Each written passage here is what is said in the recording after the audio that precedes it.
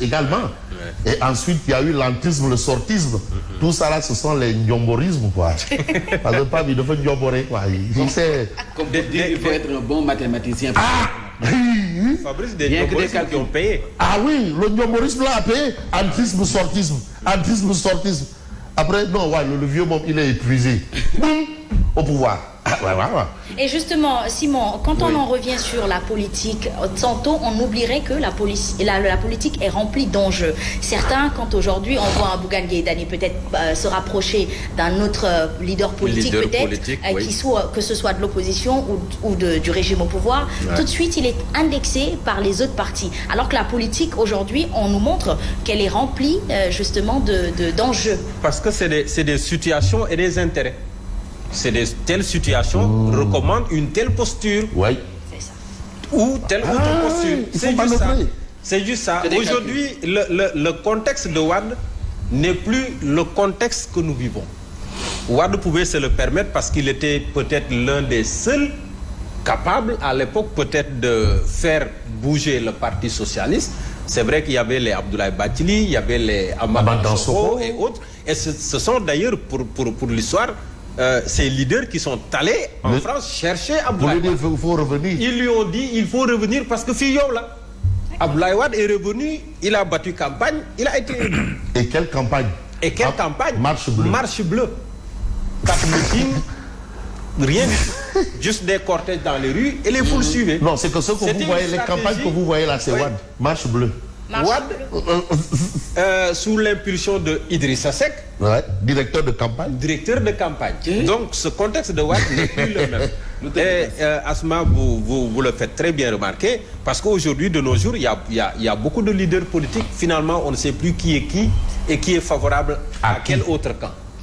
De toutes les façons. Ce qui fait que dès que tu poses un acte, on considère que tu es proche ou contre l'autre. Est-ce que ce n'est pas, Fabrice Nguema, alors une question d'ego personnel, de vouloir être au devant de l'autre? Je suis d'accord. Par rapport à la politique. Je partage votre avis. Parce que de toutes les façons, c'est une question de liberté. La politique, c'est d'abord la liberté. La démocratie, c'est la liberté. De penser. Oui, certains, ils considèrent qu'ils ne sont ni du pouvoir, ni de l'opposition. Ils tranchent leur voix. Mais il y a maintenant des centristes. Il y a des centristes. Il y a Yvon Seul. Mais Macron a été ni. Mais ils ont tracé leur voie. Parce qu'il faut rappeler, la majorité silencieuse est déterminante. Tout à fait. C'est elle qui choisit la majorité silencieuse. Le fichier, c'est 6 millions de personnes. 3 millions votent. 3 millions votent. On descend. La population, c'est 17 millions. 6 millions. C'est une minorité qui choisit pour une majorité. Voilà. 6 millions fichés. 3 millions votent. Et dans les 3 millions, il n'y a que 1 million de personnes qui détiennent une carte de membre de parti. Le clin d'œil. On poursuit justement avec ce que je vous dis, c'est ça. Oui, je parle sous le contrôle du professeur titulaire Marie-Théorie. Parce que là, c'est de la science.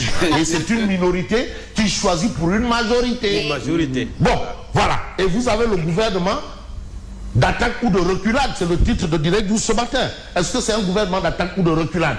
Parce que tous ceux qu'ils ont pris comme mesure là, finalement, on est où là? De combat. Ouais, le combat. Moi, je leur ai dit, mais arrêtez vos histoires de combat de Kouno Yamba. Dites-nous gouvernement de solutions. On veut des solutions. Il n'y a pas une guerre. Gouvernement de solutions. Nous, on cherche des solutions. Et vous voyez, quand il y a eu des accidents de circulation, mais Bougane Gueye Dany a dit que non, il faut quand même des hélicoptères pour évacuer des malades. Et ils ont réfléchi, ils ont appliqué solution. C'est ça la solution. Ouais. C'est ça, il faut des solutions, pas de guerre. Pour augmenter les chances de survie des blessés, surtout. Mais c'est ça, mais c'est important. On veut des solutions. Gouvernement d'attaque. Alors, le Premier ministre Amadou Ba avait clamé et déclaré lors de sa déclaration de politique générale que le gouvernement qu'il dirige serait d'attaque sur tous les fronts. Mais la baisse des prix là, baisse du loyer, baisse de ceci, les problèmes, accidents, tout est... Pour le loyer, il nous l'avait promis ce mois de janvier. On est le 1er février. Il paraît que la loi a été repoussée un peu. Ouais, mais on nous dit que c'est au niveau... De toutes les façons, on va voir Odia. Parce que Odia, qu'est-ce qu'il nous raconte? Odia, Tchum, il y a quelqu'un qui dit, oh là, Sunugal, 9e sur 54. Ça, c'est Birahim Sek. Barao, bon travail dans l'ensemble. Barao, Mo Ibrahim. Donc, il y a Mo Ibrahim qui vient, il y a l'indice de corruption qui vient. Chacun a même son rapport. Mo Ibrahim est là, alors Birahim Sek. Et voilà. Et Amadouba est assis. Président Macky Sall, oh, oui, les mains sur la table. Les mains sur la table, je ne bouge pas. Encore. Voilà. Je ne bouge plus. Mo Ibrahim, Hana, tu n'as pas lu les rapports qui épinglent sa gestion des affaires publiques? Barao, Mo Ibrahim amène son rapport. Les Birahim, c'est eux, ils amènent le rapport de transparency. Finalement, rapport contre rapport, tout est une question de rapport. Bon, par rapport à votre apport et vos rapports, je vous dis merci et bonne continuation. Merci beaucoup Fabrice Nguema, merci pour cette revue des titres. Yacine Seck, si possible, on passe aux commentaires. Oui, bien sûr. Très bien, allez-y. Alors, nous démarrons bien sûr les commentaires ce matin avec la Libération 2, qui revient à la une de ce matin avec justement cet indice de perception de la corruption, Mamadou Fofana. On nous fait savoir justement que le Sénégal fait du surplace dans la zone rouge selon Transparency.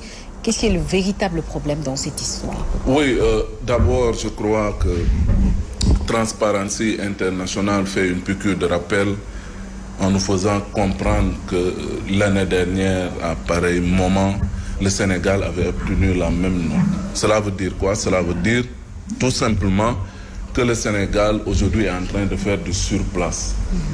Or, en plus d'avoir régressé justement dans le cadre de la lutte contre ce mal qui gangrène, il faut le dire, la société et par ricochet notre économie, mais ma foi est en train de prendre des proportions inquiétantes.